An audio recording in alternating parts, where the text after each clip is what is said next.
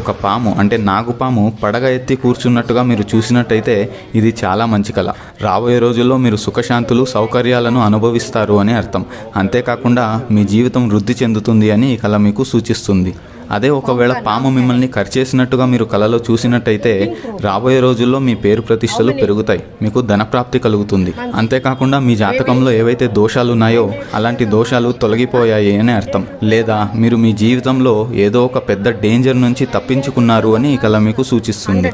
అదే ఒకవేళ మీరు మీ కలలో పాముని చంపేసినట్టుగా మీరు చూసినట్టయితే రాబోయే రోజుల్లో మీ శత్రువుల మీద మీరు విజయం సాధిస్తారు అని అర్థం. అంతేకాకుండా రాబోయే రోజుల్లో మీకు ఏదో ఒక రకమైన ఆకస్మిక ధనలాభం కలగబోతుంది అని అర్థం. అదే ఒకవేళ మీరు మీ కలలో జంట పాములను చూసినట్టుగా అయితే ఇది మీ కులదేవత అని మీరు అర్థం చేసుకోవాలి. మీరు మీ కులదేవతకి పూజలు చేయడం కానీ లేదా మీ కులదేవత గుడిలకు వెళ్ళడం కానీ చెయ్యాలి అని ఈ కళ మీకు సూచిస్తుంది. మీరు మీ కులదేవతని మర్చిపోయినప్పుడు ఇలాంటి